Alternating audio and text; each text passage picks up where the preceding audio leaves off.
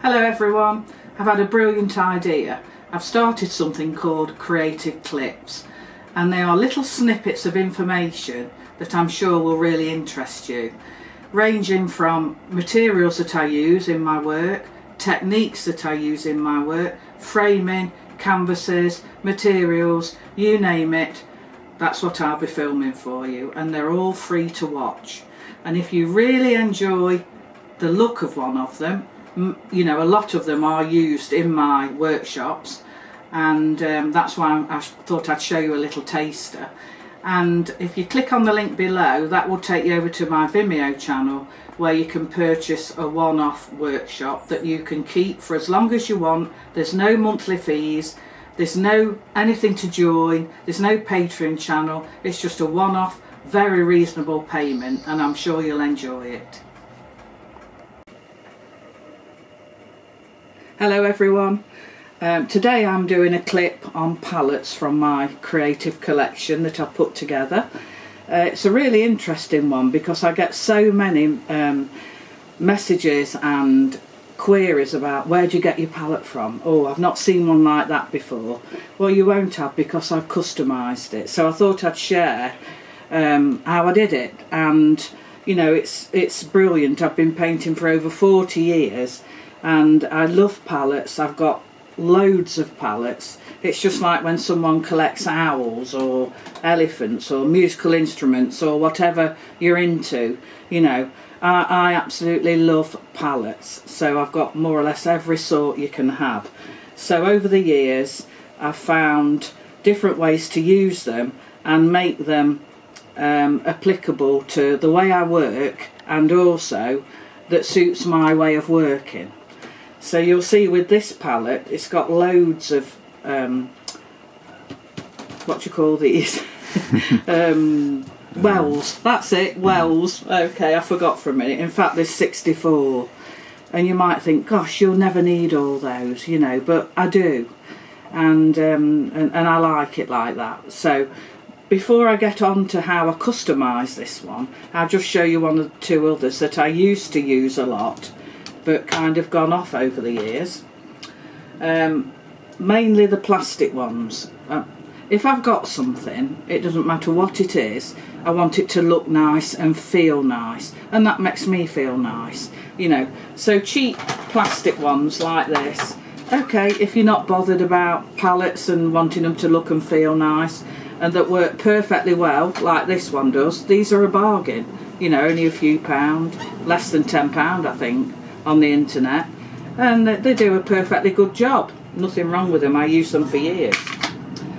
And then I bought something like this one. This is a Barry Herneman palette, and that folds up and everything to do with it, but it's very good for taking out and about with you, but I just didn't really get into it.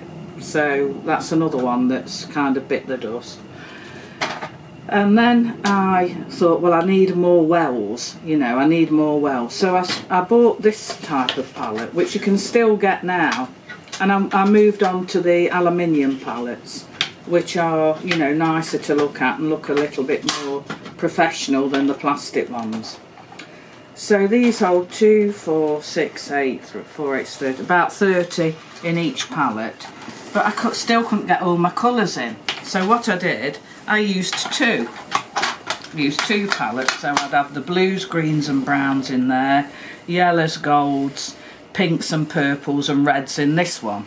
So if I went out anywhere, I've got to take 2 palettes with me, which it doesn't matter, but you know, and I used them for a long time, and I certainly had my wear out of them, and I've still got them now. My husband uses them sometimes when he paints, so I've not wasted anything.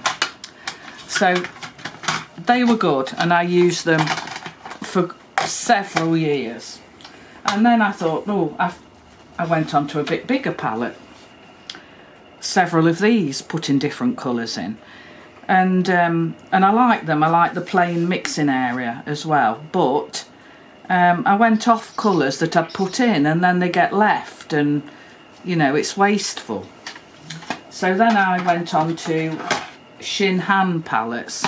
They're available online. That's SHIN HAN, and started using those and squoze my paints out in all the wells. And again, I had to have 2 because they didn't hold enough colours. So I kept that one for blues, golds and greens and yellows, and this one for reds and purples and browns. And as you can see, you know, these have been well used as well. I've used these for about 8 years, something like that. And then I got to the point where I think I did make a note of all the colours, but I went off colours. You know how you buy a paint, you think it's great at the time, and you start using it, and then you go off it a bit like food and drink or whatever. But you've got your staples that you always stick with, like ultramarine, quinacridone gold, sap green, you know, the main staples, sepia, burnt umber, raw sienna, all that business.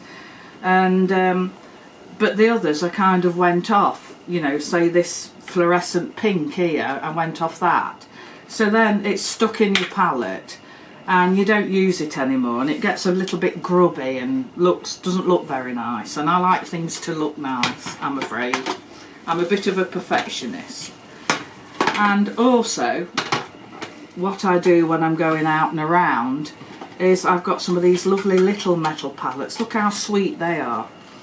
And if I was out and about with my sketchbooks, I've got 2 sorts which I can interchange with the pans, which you can buy these individual pans empty off the internet for pence, you know, really, really cheap, half pan or full pan. And that's a seascape palette because it's got blues, sandstone and colours of the seascape in, and that's more of a landscape palette. So if I'm going out onto the beach or around and about when I'm in the coast, I'll probably just take that with me, a couple of bottles of ink and some watercolour crayons and stuff like that, but that's probably the only palette I'll take.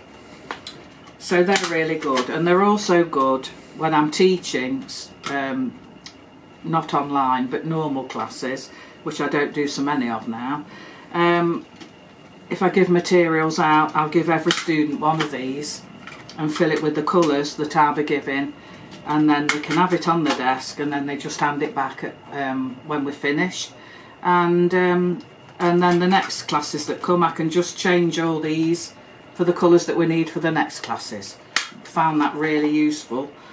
And I've even got some Daniel Smith palettes with colours in, they're good as well. But a lot of the colours I wouldn't have bought, so therefore you're buying things you don't really need.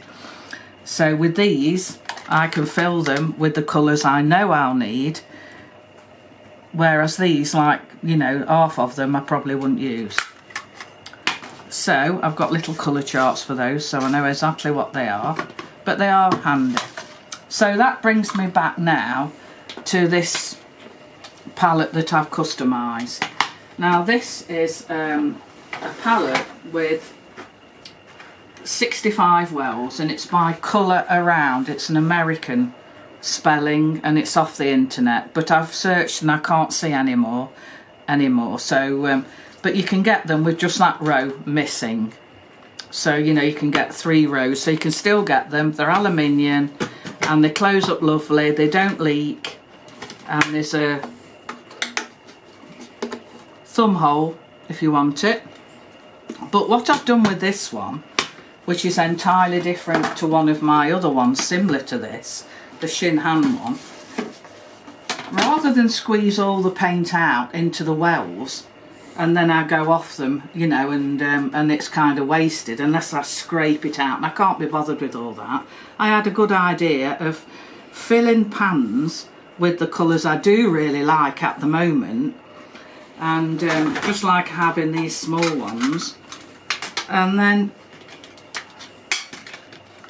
sticking them in like that with just a little bit of PVA glue, any PVA glue, right? So just put a little bit underneath and stick it in, and then you know, further down the line, if you think, oh, what colour's that? Oh, by the way, I make a colour chart of every row of colours I've got, so I know exactly what I've got. Now, it's a little bit time consuming, but, you know, I'm painting all the time, so I need all these colours. I'm a professional artist. If you're just a hobbyist, then you might not want to go as big as this with so many wells and everything, so you can just do something, you know, as small as these that I showed you earlier. That'd be fine. And so what I did is I've filled these with my favourite colours at the moment, but let's have a look for one I've not used very much. This looks a little bit dried up here. I wonder what it is. Let's look at the chart. And I find that's transparent, 1, 2, 3, 4, that's transparent umber. And I think that's a schminker colour. And it's one I probably wouldn't buy again because it's not much different to burnt umber, look. So as soon as I realise I'm not using that, I can just get a palette knife, get under that, flick it out and put another one in and stick it down with PVA glue. The PVA glue is good, but it's not permanent, not like super glue. You know, you can always flick it up and if you want to, and change it.